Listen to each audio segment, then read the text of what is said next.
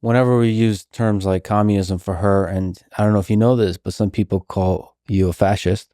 Yeah, they do. So I figure it's all right to call them a communist. Yeah, they call me a lot worse than I call them. They do indeed. It's just sometimes... It's interesting, though. They'll call me something that's terrible, and then I'll hit them back. And they'll say, isn't it terrible what Trump said? I said, well, wait a minute. They just called me. So I believe you have to fight fire with fire. I believe they're very evil people. These are evil people. You know, we have an enemy from the outside, and we have an enemy from within. And in my opinion, the enemy from within are radical left lunatics. And I think you have to fight back.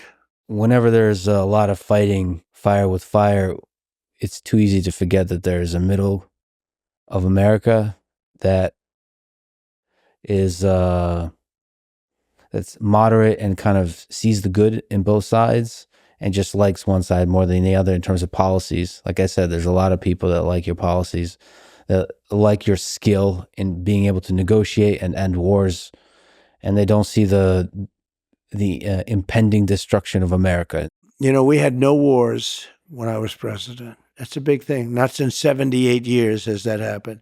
But we had no wars when I was president. We defeated ISIS, but that was a war that was started that we weren't anywhere near defeating.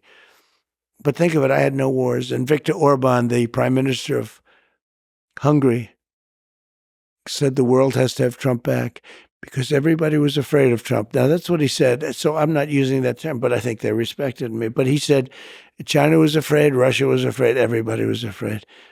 And I don't care what word they use.